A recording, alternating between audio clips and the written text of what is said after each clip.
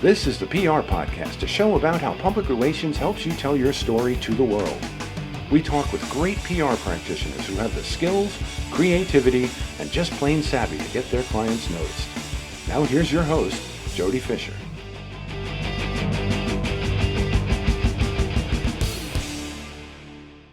Hey everyone, and welcome to the PR Podcast. I'm Jody Fisher. Thanks for joining us. So, how has the last week treated you? First week of the new year, first week of January. I've just been insanely busy, probably the busiest start to a new year that I can remember. So much work is popping, so many new client inquiries, so much work that the existing clients are doing. I just love the adrenaline rush. I'll admit that on Tuesday of last week, it kind of was like looking up the mountain at the avalanche of snow coming down at me. But there is a lot of excitement in the air. So hopefully it's the same for you. Also, a big thank you to all the people who have inquired about being a guest on the PR Podcast here in this new year. Got a lot of folks coming across Twitter, which is great. Twitter is the best way to get in touch with us, either at my handle, which is Jody Fisher, or at the PR Podcast handle. Either one is good. Send a DM if you're interested in being a guest. Like I've said in the past, we have 52 weeks in a year. That's 52 new guests that we need. You should be one of them. If you have a perspective on the news or public relations or how news gets made, we want to hear from you. This is a big community that shares its tips and tools and makes sure that we do what we do a little bit better and we have fun while we're doing it. So send us a line if you'd like to be a guest. Speaking of, let's get to our guest for this week. He's a terrific one, and I think we're going to go long this week. So let's get right into it. Jerry Barmash has a long career in media as a radio reporter, a radio anchor, a blogger, now as a news reporter and editor for Patch.com, covering the South Shore of Long Island. He is also the host of the Here Now the News podcast, and long time or old timies like me will know where Here Now the News comes from, which focuses on the latest news and timely interviews with prominent guests in news, politics, and more. Jerry, thank you and welcome for coming on the PR Podcast. Jody, it's a pleasure to be here. This is great, and what a bio! It's amazing once I hear somebody else saying it like that. Thank you. Oh, you are very welcome, and you've earned it, right? Tell us about your podcast. And here's the big question: where did you get the name Here Now the News? So the name Here Now the News comes from, for people in New York, Eyewitness News, which is that's a brand that's all over the country, but it basically originated by a man named Al Primo. He had it in Philadelphia doing the news in the 60s. And then in 68, he brought it to New York WABC, which is still continuing. And one of the anchors during the 16 years together with Bill Butel was Roger Grimsby. And his line that he would use every night was, Hear Now the News. I'm Roger Grimsby, Hear Now the News. And I just kind of used it as an homage. When I started it, it was more, politics. The election was about to happen. Obviously, COVID was running rampant last year, and we're going through that again. So it was a weekly one-on-one interview, looking at news, looking at a newsmaker, and I still do that, but I'm kind of evolving slightly, where I maybe I'll bring in somebody from entertainment or media. So sports, so there's a little, I try to just open up a little bit more people that I would like to speak to, and hope that, everybody else would like as well. You have had a lot of terrific guests, and I've listened to a few of the episodes, and I want to listen to more. I just didn't have the time, but I went down the list of people you've spoken with, and you've got some terrific guests on the show. Tell us about some of the favorites that you've had there.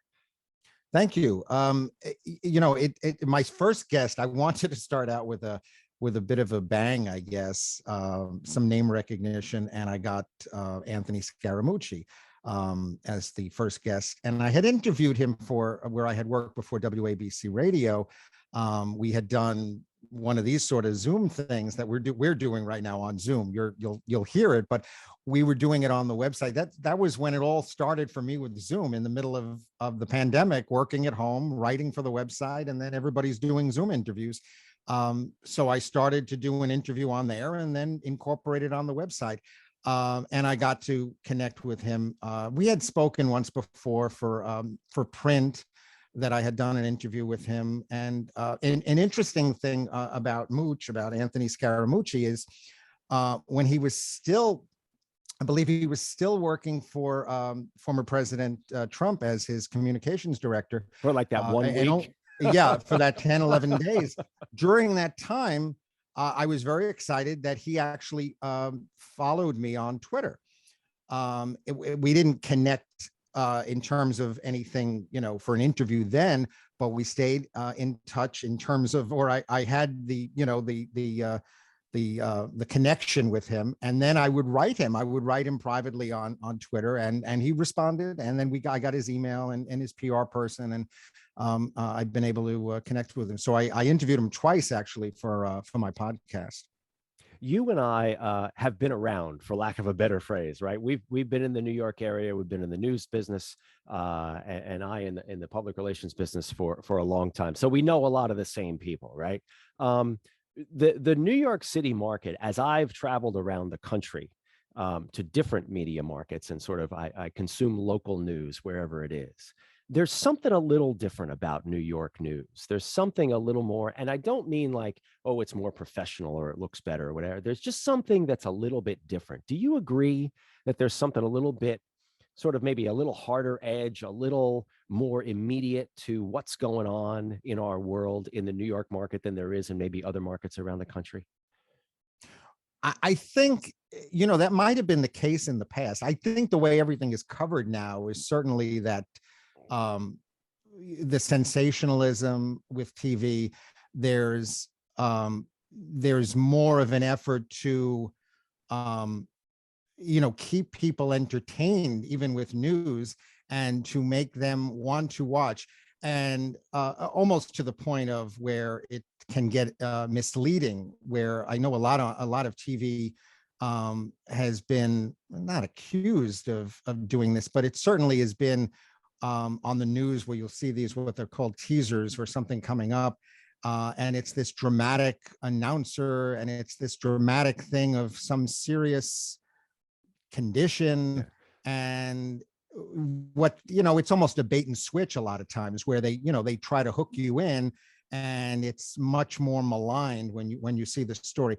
But that's everywhere now. I think that's more of, the higher ups, the corporate takeovers, and we could go into a whole rationale why this is. The internet, the mobile devices, people aren't watching the news to the same effect that they were 10 years ago, never mind 20 and 30 years ago. And then then you could talk about cable versus local. I mean, there's a whole Pandora's box there.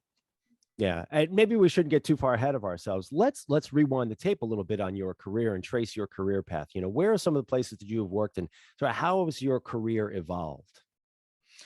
I have worked, it's funny because I always used to use the word, and still do, versatility. And I think that's a positive. I think that's a good thing. That I started in college doing DJing it was in Brooklyn, at Kingsborough Community College, Sure. Manhattan Beach. And if I can tell a quick story, if you want, about the first time I went on the air there. And I went on the air, and I went to the school there really for the radio. I knew people who had been there, and it was known for its broadcasting. It wasn't Syracuse, but it was still in the area.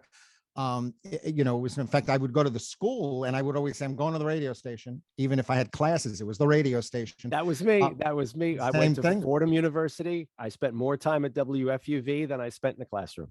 See, I graduated. I didn't go to from the school, WFUV. but I worked there later. I graduated from WFUV. I didn't graduate from Fordham. Great place. I loved it there.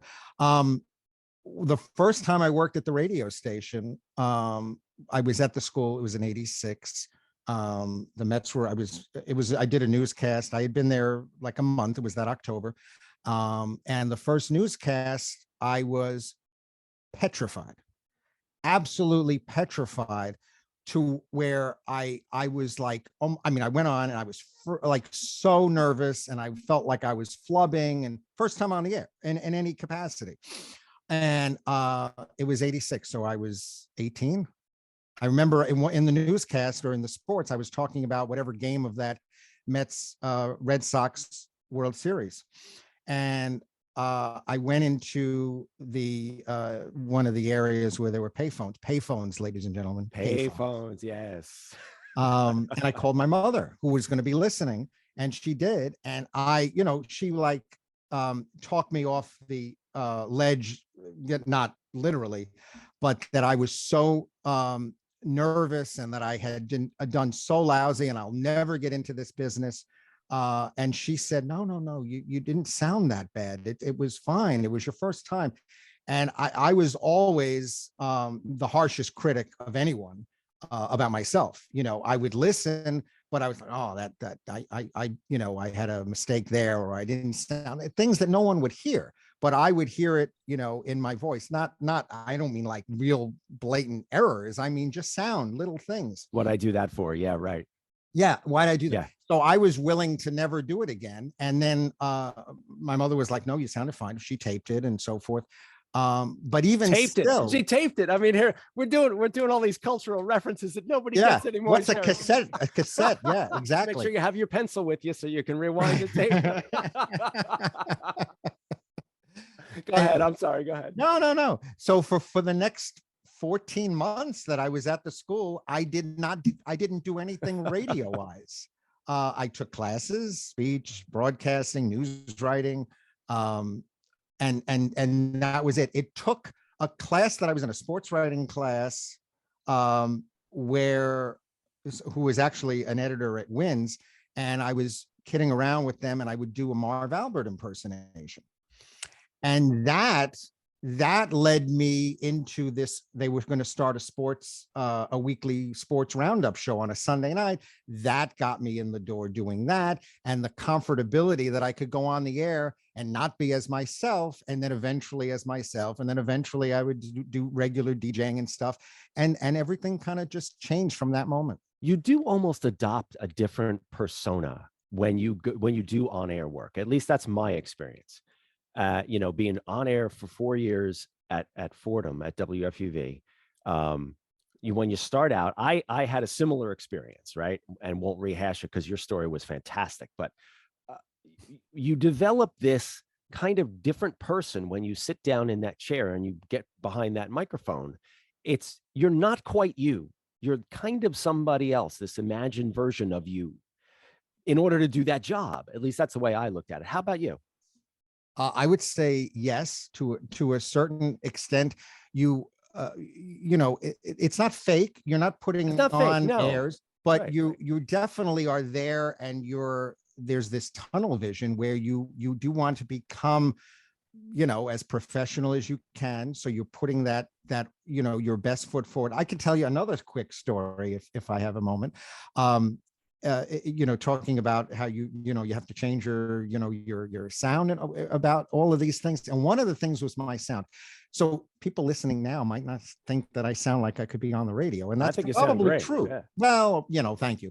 But I didn't really, even though I wanted to be in radio, to just be on radio, I don't have the actual voice. So when I was filling in, I was at Shadow Traffic, and I would fill in-house for an extended period of time at Bloomberg Radio. And I inquired, you're there, you're in the studio. And I was like, can I get a job here? And eventually I applied, and they were telling me, you're going to talk to this person. I think there were like 6 interviews. But they said, you don't sound like you're on the air, even though I was on the air there already doing sports. But they said, people are going to hear you. Do you have a tape that we could give to somebody? Because you don't sound, when you talk to somebody, like you're on the air. So I gave, even though I was doing stuff for them already, I gave them a tape, and I got on the air. And I got the interviews. But yeah, that's something, because when you're on the air, I know maybe people don't do that, but I would put on a little bit of a, not like, hey, I'm on the, but No, I it's just would a put little on thing. Yeah. a little thing, and just to like accentuate a little bit Right. more. And it just, I mean, it's natural for me, even though it's not the way I sound, but it comes like that. It's just absolutely automatic. I interviewed for a job at Shadow Traffic. So this is why I say you and I have been around. We kind of move in the same circles, I think. Radio people Interesting. just do. I interviewed for a job at Shadow Traffic with Pete Torriello, Sure. and they sat me down, and I did a sample read of Traffic. Now, anyone who's, well, this is, I'm rewind. I don't know how it is today. Back then, it was this, what looked like computer code, what looked like the Matrix, was just all Right. these weird symbols running across the screen, and they were color coded based on, I think I remember, like, it was either New Jersey or New York or Long Island, and then like blue was for bridges and tunnels because they went across water or something. Right. I was so bad at it. I was horrible at it. Even having done plenty of radio, having done plenty of news radio, I was so bad at that. And I actually labored at it for like an hour. And I went to Pete and I said, I'm not going to be good at this. I don't think I'm going to do this. I did it for about 5 years. Wow. I think I was It's the a only talent. person. Yeah, I mean, those guys were really good. I was not. I mean, I did it, and I always had the sound, but I was not I was never the ad lib person. I'm a little better now, but I was not. Like they would go on there, and like you're saying, they would have all these little, for all of the 3 letters for every highway or every bridge, and you just knew it. I mean, Matt Ward or Pete Torriello or Jeff McKay, who I worked with for a number of years. These guys were there for 10, 20 years. So they knew how to do this, with their eyes closed. And you hear them doing it, and you have no idea how they're doing it. And I think if everybody understood the information that they were dealing with to deliver the product that they deliver, they'd have a far larger appreciation for what these guys are willing to do. It's an absolute talent. Goodness. It really is a talent. And I was doing it, and I was doing it because I was able, it was really smoke and mirrors. I mean, it was, for me, it was not easy. I was much more comfortable. And I've done every kind of radio. I've done business anchoring. I've done news anchoring. I've done news reporting in-house and on the street. I've done voiceover work. I've done the traffic. And that was not easy for me, even though, again, I did it for several years. But I had trouble trying to, in very short order. I mean, you had 45 seconds to a minute max. And, on like a wins, there can't be no tight. It has to be tight. You can't have the dead air. Yeah. So you have to know exactly what you're going to say. I mean, if there's some breaking news or somebody comes in or you see something immediately on the screen is one thing. I would come in like I was prepping for a newscast or somebody prepping for a show. And I would take these Post-it notes. And before I would start, which is weird because in traffic, things are very fluid. And so, but I would give myself a little bit of a jump start, I guess, especially in the evening, if there were like, road closures, nighttime closures. And I would give myself a little bit of and I would have this like, it's almost like a pad. And I would have these things. And I as the evening would go on, or as the shift would go on, I would, and certainly as I did it more, I would look more at the screen, or I would see the cameras. And then I got a little bit better where I could look directly at the cameras. But it was never something I was completely at ease with. Yeah, it's a very unnatural thing, I think, to be doing. And that's me based on my 1 hour Right. of auditioning. You did it for years. So do you go from there to Bloomberg to WABC, or what's the rest of the journey? I was at Shadow. I did win sports briefly, actually, one time, and then a second time was the longer stint. The first time was in '95, and they needed somebody right around Thanksgiving. So I was on, I don't know if I was on Thanksgiving itself, but I was on definitely the day after. And there were a handful of days. In fact, the first time I was on, training. I was there to train, and they would, you'd shadow somebody at shadow. Interesting. And you would sit there, and then they would put you on the air for maybe 2 hours doing a cast. And the first time I was on ever on a Saturday afternoon in a training period, I did, and on a Saturday they would probably go 2:45.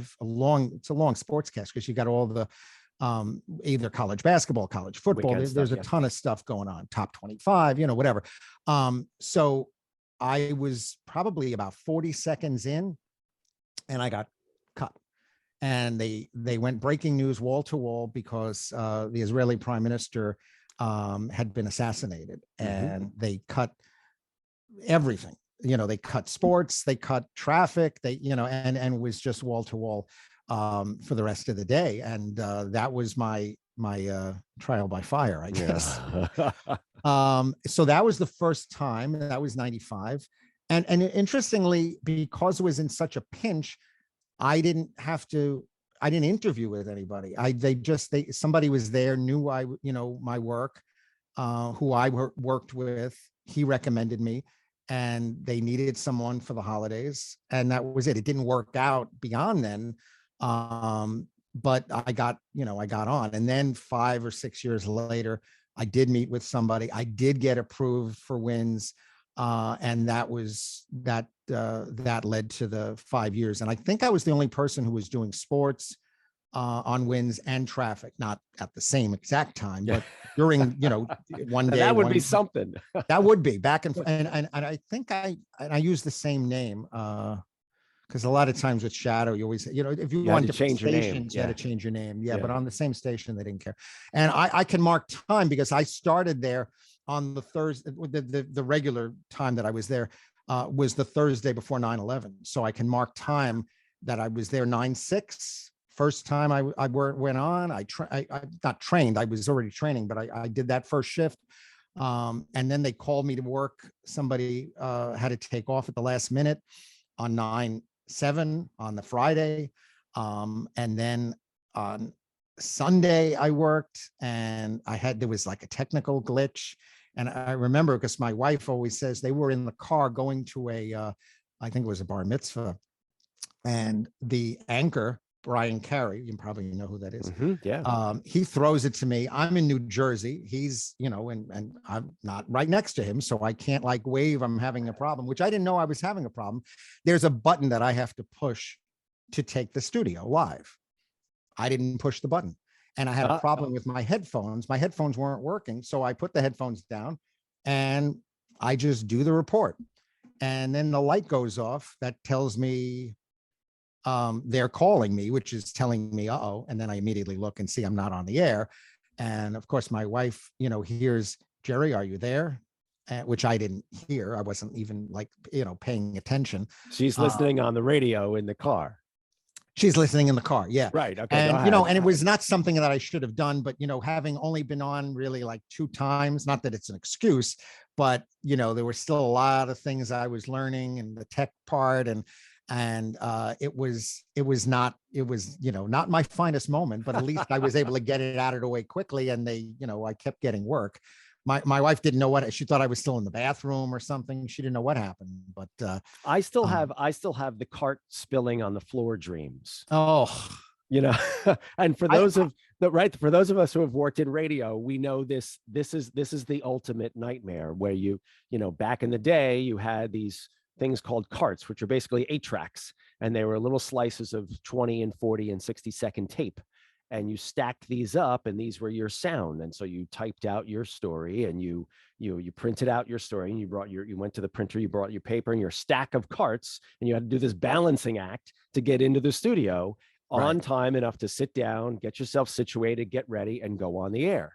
If you drop those carts on the way to the booth, you were up the creek. You're done. And nothing. I did that once, and I still have that dream, because that's my manifestation of anxiety. Whenever I'm anxious about something in life, I have a cart dream. Well, you know what? I have the radio, and I think I've seen people have posted this radio nightmare will come up, where it's like I have to rush to do a whatever it is, a sports cast, a traffic report, a newscast, because there was that deadline. You Yeah, had, yeah, it's always there. with sports, it was 15 and 30. And then maybe if you had a live thing, you had to do 3 times an hour, top 20 and 40. If it was traffic, it was every 10 minutes on the ones there, or, other places. So it was always that. And I'll get that dream. And it's that, I don't know if there's the cold sweat thing, but it feels like that. And then you wake up, it's like, oh my God, I didn't have to do it. Like that. You're looking at the clock, or you're in the middle of doing a sports cast, and I don't have time to do it. I'm rushing to do it, but the time is running out, and I'm going to be on the air, and I don't have anything written yet. And it's horrible. And I haven't done those. I mean, the last time I was on Winds was 2006. So Okay. then I was on live with ABC, and I was on Right. Bloomberg. I mean, Right. there've been other stations on the. Well, let's talk a little bit about. I mean, newsrooms are great training grounds for anybody, right? I think they're a terrific place to learn how to do a job under a very immediate deadline, to be factually accurate, to be sort of cognizant of your environment and sort of what's going on around you, and bring relevancy to what you're doing and what you're saying, what you're writing. And it pivots me back to the tape that I watched, the conversation we just had about Roger Grimsby, who also used to work in a radio newsroom before he went to WABC to do the TV broadcast that he did every night. He did radio in the afternoon, which I didn't know before I watched the video off of your podcast. Let's talk about the radio newsroom and what's going on there, and why writing, as Grimsby said, why writing, especially radio writing, can be such a terrific training ground and is so important. Well, as he said, it gets you, I don't know if he said locked in, but it brings you closer to the story. So you don't have to rely on other writers, which they do on TV and they do on radio as well. But here you're already invested in what's going on. So the big stories, you're paying attention.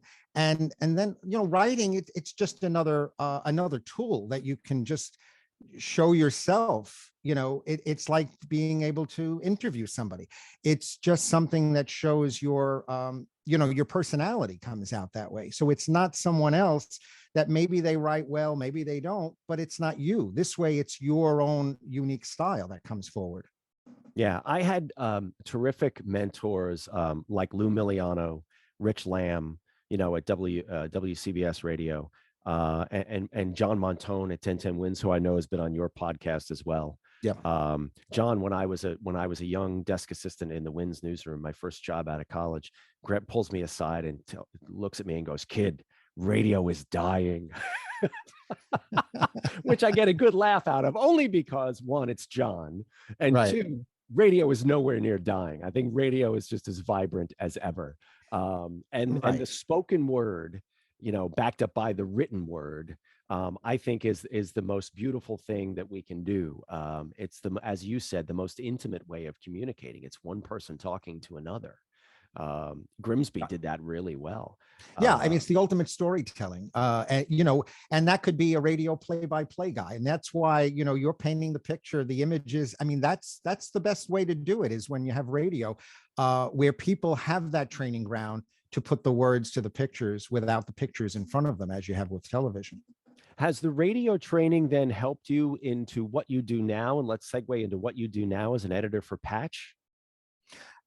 I would say this, yes, and a lot of things that I have done have helped me. Up until maybe and I'll explain why. The last 10 years or so, 10 or 12 years, before that, I was primarily doing anchoring, whether it was news or sports, as I said, business, whatever.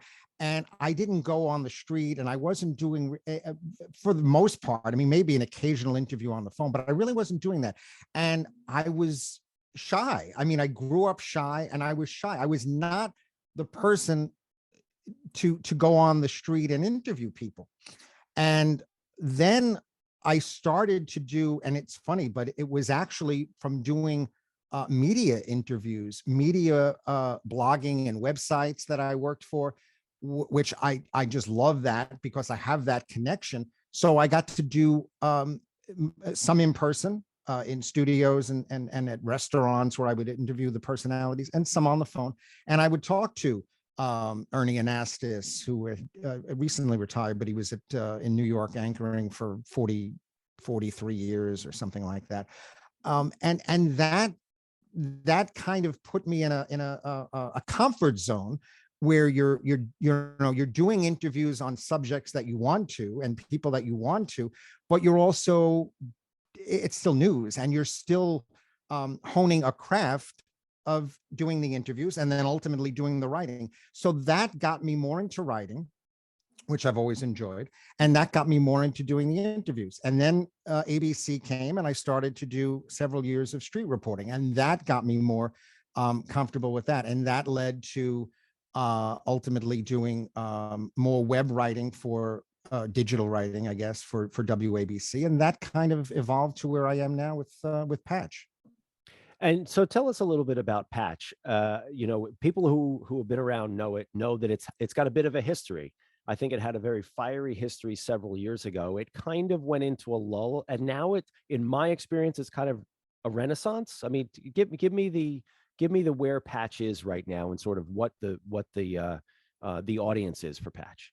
Yeah, I started in April on my birthday, actually, April 19th, and it's a great place because what they're doing is first off, they're hiring. So I mean, where a lot of things in local news, a lot of outlets, especially in this world in COVID, they're not hiring. They're laying off. They're shutting down completely.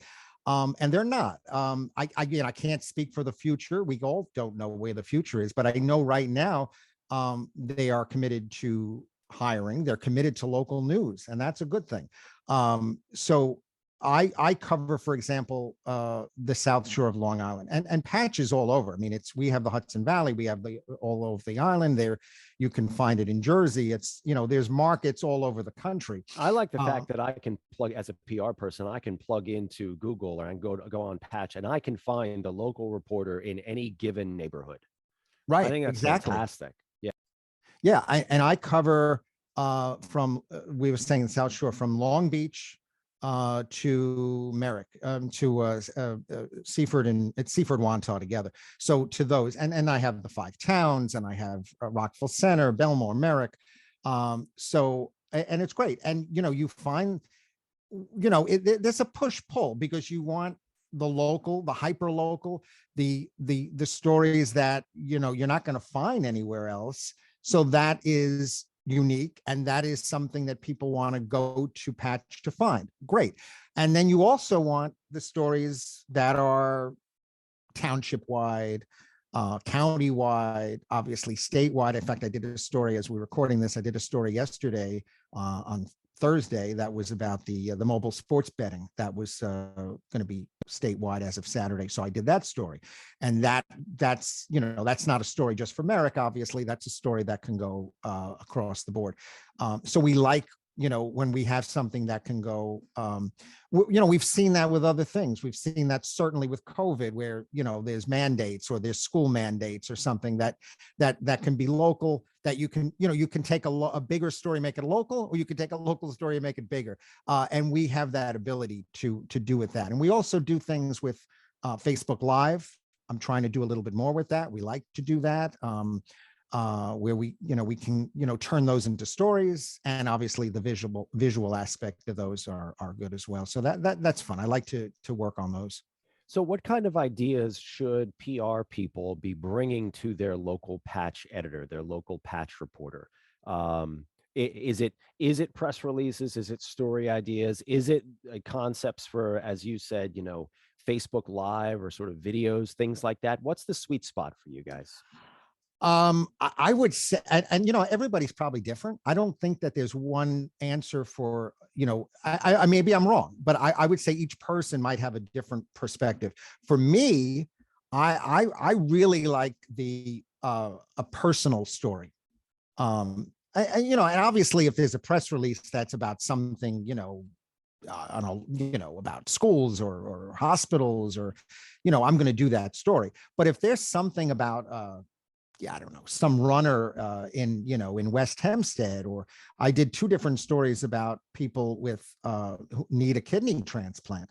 And it's, it's a local story, but everybody can understand it.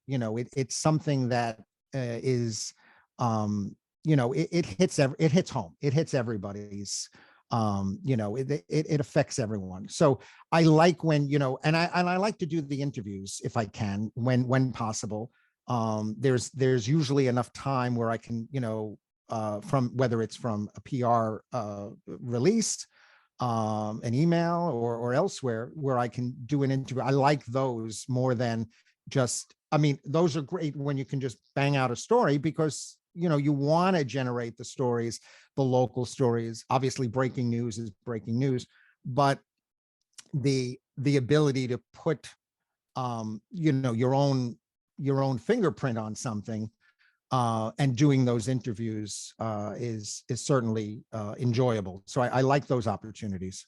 When with the time pressure that you are under, that other reporters are under, right? There's fewer people doing more jobs. That's just the reality of the industry.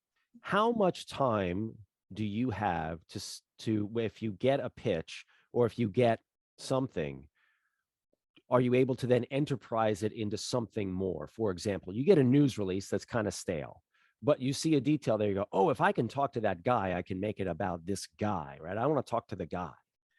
How much time do you have to do that? Or are you just really kind of just moving things through? It depends. It really depends on the day. I mean, if there's something going on that's breaking news separately, that could be the whole day. I mean, you could be working on that story and then just continuing to update that story if it's a major story. If someone sends a story, no matter where I am in the day, otherwise, not stop what I'm doing in the middle of a story, but depending upon the story, I will write back and say, can I get an interview either with that person? Can you connect me? And it may be that day. And preferably I would like that if it's something that is not what's called evergreen, that, that will hold beyond, that afternoon. I like to not, I will sometimes post the story and then do a follow-up with the interview. That's fine. I've done that. But if I can get the interview right away and hold, doing the story, then I'll just do that. It's kind of a case by case for the story itself, and obviously what I'm going through in that particular day. So news is definitely at an inflection point. Sometimes it always is, right? Yes. Yes. It kind of always is. But in the last couple of years, at least, I think you and I can agree that, and like I said before, fewer people doing more jobs. Sadly, private equity companies buying a media group so they can gut the building and sell it, right? For the real estate. Yeah, I mean, it's a lot about the bottom line. I mean, yeah, where's news going? I ask everybody, every news person who comes on the podcast, I ask them, where is news going in your opinion? And you mean the media coverage of it? Is that what you mean? You don't mean I mean the working end of news, right? Where does media? Yeah, where is media coverage going, and how are the newsrooms evolving? Well, I mean, a short answer right now is there isn't much of a newsroom, because everybody is, for the most part, I think, working from home during COVID. Fair enough. But and a lot of that is going to stay. I don't think, a lot of reporters don't have to come in. A lot of the writers don't have to come in. I think so that a lot of that is going to evolve.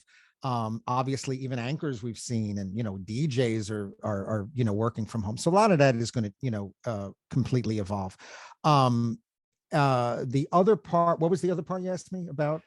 It's just sort of where news is going, right? Where is coverage going? Where are the jobs going? I think that you're seeing, look, news is always going to be, like we've said with radio, oh, it's the dying industry. Yeah. And then it continues to evolve. It finds ways. I think with news, with local news, I really think, and not because I'm in the field, but I think that print is not in good shape. We've heard that for a number of years, and I think that we know that the handwriting is on the wall. Not that Newsweek or Newsday, excuse me, not that Newsday is shutting down, but I think that it's a digital is certainly where the future is, podcasting, things like that.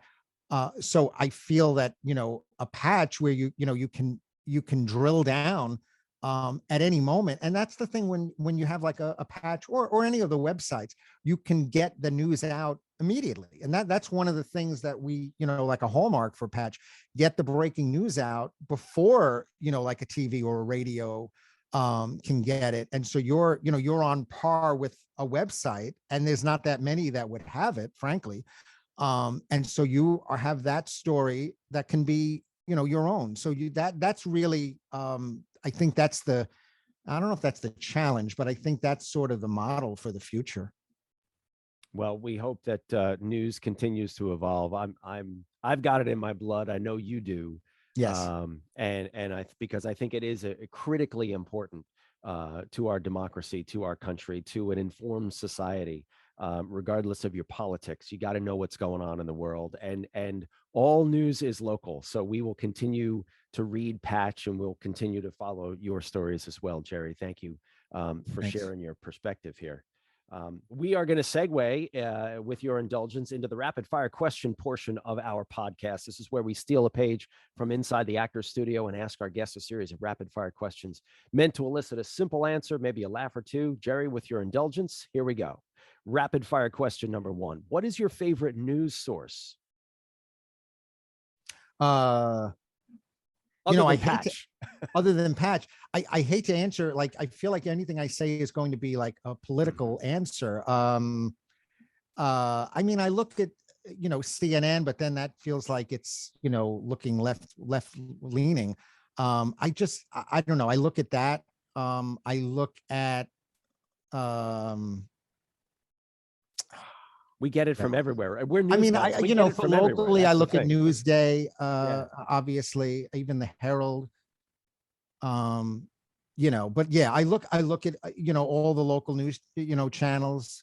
Local news, So so I don't know if I would say a favorite because of local news, I'm doing so many different things. All right, rapid fire question number 2. What is your favorite social media platform? Twitter. That's a good one. Love it. That's my favorite too. Rapid fire question number 3. Coffee or alcohol? Coffee.